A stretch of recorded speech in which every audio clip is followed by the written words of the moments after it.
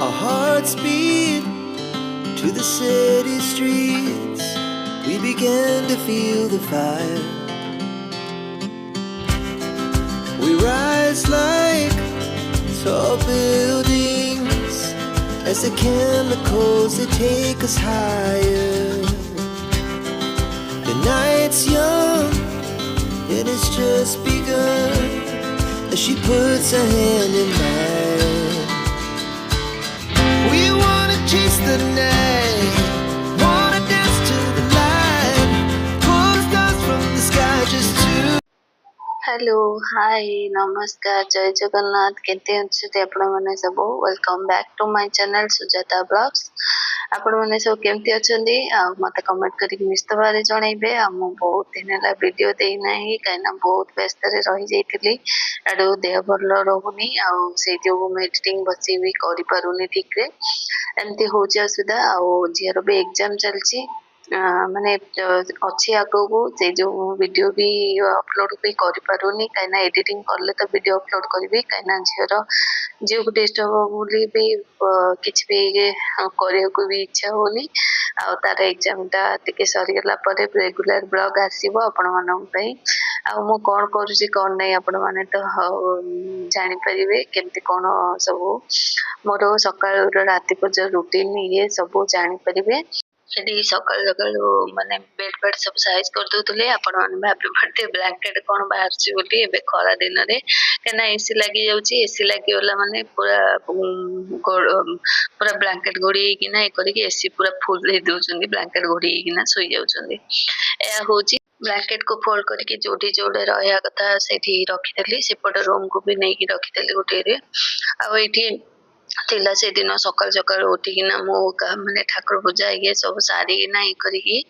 ଆଉ ଘରର କିଛି କିଛି କାମ ସାରିକିନା ମୁଁ ଏବେ କଣ କରୁଥିଲା ପାପୋଛ ଗୁଡାକ ସବୁ ଧୋଇବାର ଥିଲା ମତେ ଆଉ କାହିଁକିନା ଦେଖେ ଘର ଟିକେ କାମ ଚାଲିଥିଲା ଆଉ ସେଇଥିକୁ ତାକୁ ଟିକେ ଭଲସେ ଯଦି କ୍ଲିନ ନ କରିବି ମତେ ପାପୋଛ ଗୁଡା ସପ୍ତାହ ଭିତରେ ଯଦି ନ କ୍ଲିନ କରିବି ନା ମତେ ଭଲ ଲାଗୁନି ଆଉ ଏଇଠି ଚେୟାର ଗୋଟେ କଣ ପାଇଁ ବାହାର କରିଥିଲି ସେ ଭିତରୁ ନେଇଥିଲି ନା ବୋଧେ ମୋ ମନ ନାହିଁ ଆଉ ଭୁଲିଗଲିଣି ସେ ବୋଧେ ଯୋଉ ବାଥରୁମ ର ଉପର ଗୁଡାକ ସବୁ ଝାଡିବା ପାଇଁ ଟିକେ ବୋଧେ ନେଇଥିଲି କି କଣ ଆଉ ସେ ଯୋଉ ସେଇଟା ସେଇଠି ସଫା କରିବାର ଥିଲା ସେଇ ଯୋଉ ନେଇଥିଲି ଷ୍ଟୁଲ ଟା ଆଉ ସେଇଟା ଏଇଠି ଝିଅ ବି ଆସିଥିଲା କଣ ଗୋଟେ କହିବାକୁ ଆସିଥିଲା ତାପରେ ଚୁପଚାପ ରହିଗଲା କ୍ୟାମେରା ଲାଗିଛି ବୋଲି ଏଠି ପାପୋଛ ଗୁଡା ଧୁଆ ଧୁଇ କରିକି ସବୁ ନେବି ଛାତ ଉପରେ ଶୁଖେଇଦେଇ କାହିଁକିନା ଖରା ଜୋର ହେଇଛି ଆଉ ଛାତ ଉପରେ ଶୁଖେଇ ଦେଲା ପରେ ଆଉ ମୁଁ ରୋଷେଇବାସ କରିବି ଏଠି ଗୋଟେ କଥା କହିବି ଆପଣମାନଙ୍କ ପାଇଁ ସାଙ୍ଗମାନେ ଆଉ କେତେ ଜଣ ଆମକୁ ସତରେ ଦେଖିବାକୁ ଇଏ ସତ କଥା ଯେ ସବୁ ଲୋକ ଆମ ମାନଙ୍କ ପାଇଁ ଭଲ ନଥିବେ କିଛି ଲୋକ ଆମ ମାନଙ୍କୁ ଦେଖିବାକୁ ପସନ୍ଦ କରନ୍ତି ନାହିଁ ତଥାପି ଆମ ମାନଙ୍କ ଉପରେ ସବୁବେଳେ ନଜର ତାଙ୍କର ଥାଏ ରଖିଥାନ୍ତି ଆଉ କଣ କରିବା ସେମାନେ ତ ଲୁଚି ଲୁଚି ଲୁଚି ଲୁଚି ଦେଖିବେ ଇଏ କରିବେ ସବୁ ମାନେ ପସନ୍ଦ ନଥିବ କିନ୍ତୁ ସେ ଦେଖିବାଟା ସିଏ ଦେଖିବେ ତାପରେ ମାନେ ଯୋଉ କୁହନ୍ତିନି ପିଛେ ମାନେ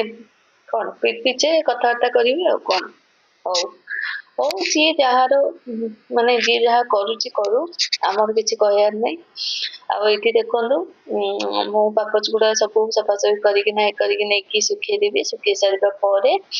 ଆଉ ତାପରେ ଆପଣମାନଙ୍କ ପାଇଁ ରୋଷେଇବାସ ଆପଣ ମାନେ ବି ଆସନ୍ତୁ ଆଜି ରୋଷେଇବାସ କରିବା ନିଜେ ରୋଷେଇବାସ କରିକି ଖାଇବା ଆଉ ଯେ କିଏ ପାଖରେ ଅଛନ୍ତି ଆଉ ଆପଣ ମାନେ ଜାଣିଛନ୍ତି ଆସନ୍ତୁ ବି ଏଇଠି ଦେଖନ୍ତୁ ମୋର ମାନେ ପାପୋଛ ଗୁଡା ସବୁ ସଫା କରି ରଖିଦେଲି ଇଏ କରିଦେଲି ଏଠି ଏଠି ଏବେ ମୁଁ ଭାବୁଛି ଡେଲି ବ୍ଲଗ ଦେବି ବୋଲି ଦେଖନ୍ତୁ କଣ ହଉଛି କଣ ନାହିଁ କାହିଁକିନା ଝିଅର ଏକ୍ଜାମ ଟା ଅଛି 4 ତାରିଖରେ ଆଉ ସେଇ ଯୋଗୁ ମୁଁ ଟିକେ ନେଗଲେକ୍ଟ କରୁଛି ଏଇ ଭିଡିଓ ଦେବାରେ କାହିଁକିନା ଏଡିଟିଂ ପାଇଁ ଏ ପାଇଁ ତ ଇଆଡୁ रूम साइलेंट ହେଇକି ଗୋଟେ ରୁମ୍ ରେ ବସିକି ତାକୁ ଏଡିଟିଂ କଲା ଆଡୁ ହଉନାହିଁ ମତେ ଟିକେ ସୁବିଧା ହଉନାହିଁ ଆଉ ସେ ଯୋଉ ମୁଁ ଟିକେ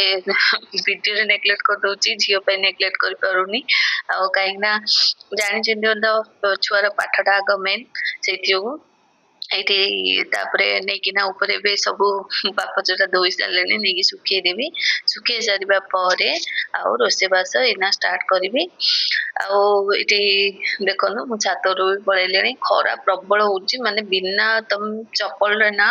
ଛାତକୁ ଜମା ବି ଯାଇପାରିବେନି ଏତେ ଜୋର ଖରା ହଉଛି ନା ଆଉ ଏଇ ରୁମ ର ବି ଆପଣଙ୍କର ଏଇ ଲିଭିଂ ରୁମ ର ଟୁର ଟା ବି ଦେବି କିଛି ବି ଏକ୍ସଟ୍ରା କିଛି ବି କରିନାହିଁ ଆହୁରି ବହୁତ ବାକି ଅଛି କାହିଁକିନା ମୁଁ କାମ ବି କରିପାରୁନି ସେ ଯୋଉ ମୁଁ କିଛି ବି ଏକ୍ସଟ୍ରା କିଛି ବି କରିନାହିଁ ଖାଲି ଯାହା ଯାହା କରିଛି ଆପଣ ମାନଙ୍କୁ ଦେଖେଇବି ଆଉ ଆଗୁ ବହୁତ ଭଲ ଭଲ ବଡ ଭିଡିଓ ଆସିବ ଆପଣ ମାନେ ଦେଖିବେ ଦେଖିକିନା ମତେ ନିଶ୍ଚିତ ଭାବରେ କମେଣ୍ଟ କରିକି ଜଣେଇବେ ଆଉ ଏଇଠି ଦେଖନ୍ତୁ ମୁଁ କଣ ବିନ୍ ଟିକେ ଥିଲା ବିନ୍ ପରିବା ପୁରା ଟୋଟାଲ ଖାଲି ହେଇଯାଇଥିଲା ଫ୍ରିଜ ରେ ଆଉ ଫ୍ରିଜ ବି ପୋଛାପୋଛି କରିଦେଇଛି ଆଉ ଦେଖିବେ ଆପଣ ନେକ୍ସଟ ଭିଡିଓରେ ଆଉ ଗୋଟେ ଭିଡିଓ ଆସିଯିବ ଆପଣ ମାନଙ୍କୁ କିଚେନ ର ପୁରା ଡିପ୍ କ୍ଲିନିଂ ଉପରେ ଭିଡିଓ ଗୋଟେ ଛାଡିବି ଆଉ ପୁରା ସାମାନ ସବୁ ସାଇଡ କରିକି ସବୁ ଡ୍ର ସବୁ କେତେ ସଫା କରିଛି ଆପଣ ମାନେ ଦେଖିବେ ଆଉ ଗୋଟେ ଭିଡିଓ ଆସିବ ସେଇଟା ବି ଏଡିଟିଂ କରିବି ଆଉ କାଲିକି ଛାଡିଦେବି ଆପଣ ମାନେ ଦେଖିବେ ଆଉ ଏଇଠି ଦେଖନ୍ତୁ ମୁଁ ମାନେ ସୋୟାବିନ୍ ଟିକେ ଥିଲା ଆଉ ଥିଲା ବିନ୍ ଆଳୁ ଭଜା କରିବାର ଥିଲା ଆଉ ସେଇ ଯୋଉ ତାକୁ ପ୍ରିପେୟାର କରିକି ନେଇକି ରଖି ସାରିବା ପରେ କଡେଇ ବସେଇକିନା ମୁଁ ଷ୍ଟାର୍ଟ କରିଦେବି ରୋଷେଇ ଏଠି କଣ ଆଣିଥିଲେ ବି ସେ କଣ ଥୁଆ ହେଇଛି ଏଠି ଆପଣ ଦେଖିପାରୁଥିବେ କଣ ଆଣିଛନ୍ତି ମୋର ବି ମନେ ପଡୁନି ଆଉ କଣ କୋଉ ଦିନର ମାନେ ଭିଡିଓ ସୁଟ କରିଦଉଛି ଏଡିଟିଂ କଲା ବେଳକୁ ବହୁତ ଟାଇମ ହେଇଯାଉଛି ଆଉ ସେଇ ଯୋଉ ମୁଁ ଆଉ ମାନେ ଭୁଲି ଯାଉଛି ବି କଣ ଆଣିଥିଲି କଣ ନାହିଁ ସବୁ ଭୁଲି ଯାଉଛି ଏଠି କଣଟା ବି ମୁଁ ବି ଭୁଲିଗଲିଣି ବୋଧେ ଡାଲମା ହେଇଥିଲା କି କଣ ହେଇଥିଲା ଏମିତି କିଛି ହେଇଥିଲା ଆଉ ଏଇଠି ନାଇଁ ସୋୟାବିନ୍ ହେଇଥିଲା କି ପରିବା ହେଇଥିଲା ମୁଁ ଆକ୍ଚୁଆଲି ସତରେ ବିଶ୍ୱାସ କରିବେନି ମୁଁ ଏଡିଟିଂ କଲାଠୁ ମୁଁ ସବୁ ଭୁଲି ଯାଉଛି ଆଉ ମୁଁ କଣ କରିବି କଣ କହିବି ଆପଣ ମାନଙ୍କୁ ଏଠି କଣ ବସେଇଥିଲି ମୁଁ ଏଠି ଆଉ ଏଇ ତ କଢେଇରେ ମୁଁ ପୁରା ସିଓର ଯେ ବିନ୍ ଆଳୁ ଭଜା ମୁଁ ବସେଇଥିଲି ବୋଧେ ସେଟା ଡାଲମା ହେଇଥିବ ନାଇଁ ମଟର ତରକାରୀ ହେଇଥିବ ବାସ୍ ସରି ଫ୍ରେଣ୍ଡ ସରି ଆଉ ମଟର ତରକାରୀ ବସଉଥିଲି ମଟର ତରକାରୀ ମାନେ ସନ୍ଧ୍ୟାବେଳ ଖାଇବା ପାଇଁ ବୋଲି ମୁଁ ବସୁଥିଲି କୋଉଟା କହିଲେ ଯୋଉ ଚଣା ଦେଶୀ ଚଣା ଟା ନୁହଁ ସେ ଦେଶୀ ଚଣା ଆଉ ମଟରକୁ ମୁଁ ପୁରା ଭିଜେଇକିନା ତାକୁ ରଖିଥିଲି ଆଉ ତାକୁ ସିଝଉଥିଲି ମାନେ ଚାଟ କରିବା ପାଇଁ ବୋଲି ସିଝଉଥିଲି ସନ୍ଧ୍ୟାବେଳ ପାଇଁ ଆଉ ଏଇଠି ମୋ ଝିଅ ବି ସାଇଡରେ ବସିଥିଲା ତା ସହିତ କଣ କଥା ହଉଥିଲି ଝିଅ କଣ ପଚାରୁଥିଲା ମାମା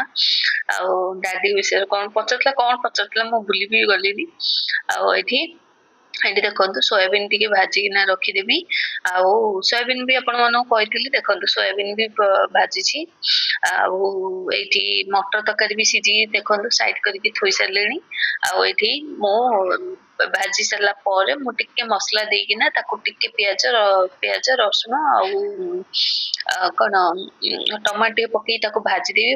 ଭଲସେ ମସଲା ଟିକେ ଦେଇକିନା ତାପରେ ତାକୁ ଚିଲି ଟାଇପ ର କରିଦେବି ଆଉ ସୋୟାବିନ୍ ଚିଲି ଟା କରିଦେବି ଆଉ ଏଇଠି ଆଉ ଟିକେ ବିନ୍ ଟିକେ ଆଳୁ ଟିକେ ଥିଲା ତାକୁ ଟିକେ ଭାଜିଦେବି ମାନେ 3-4 ପ୍ରକାର ଆଇଟମ ହେଇଗଲା ଆଜି ଆଉ ଏଇଠି ଦେଖନ୍ତୁ ପିଆଜ ସବୁ କାଟିକି ସବୁ ରେଡି କଲିଣି ରେଡି କରିସାରିବା ପରେ ମୁଁ ବି ପିଆଜ ଭାଜିକିନା ଟମାଟୋ ପକେଇକି କରିକି ବିନ୍ ଆଳୁ ଭଜା ଆଉ ସୋୟାବିନ୍ ସେପଟେ ଡାଲି ବି ଟିକେ କରିଦେଇଥିଲି ଥୁଆଇଥିଲା ସେପଟେ ଦେଖୁଛନ୍ତି ରାଇଟ ସାଇଡରେ ଥୁଆ ହେଇଛି ଆଉ ଏଇଠି ମଟର ତରକାରୀ ବି ସିଝି ଗଲାଣି ଏମିତି ସବୁ ଟିକେ ଯାହା ଥିଲା ଫ୍ରିଜ ରୁ ସବୁ ଖାଲି କରିଦେଇକି ନା ତାପରେ ନେକ୍ସଟ ଯୋଉ ଆସିବ ସବୁ ପରିବା ସବୁ ଫ୍ରିଜରେ ରଖିବା ପାଇଁ ବୋଲି ଆଉ ସବୁ ପ୍ରିପେୟାର ମୁଁ କରିଦେଇଥିଲି ଫ୍ରିଜ ସବୁ ଖାଲି କରିଦେଇଥିଲି ଏଇଠି ସକାଳୁ ପୁରା ରେଡି ହେଇକିନା ମୁଁ ପୁରା ଚାଲିଛି କେତେ ଫୋର୍ସରେ ପୁରା କାମ କରି ଚାଲିଛି ଆଉ କେତେବେଳେ ହେଇଯିବି ତାର ଠିକଣା ନାହିଁ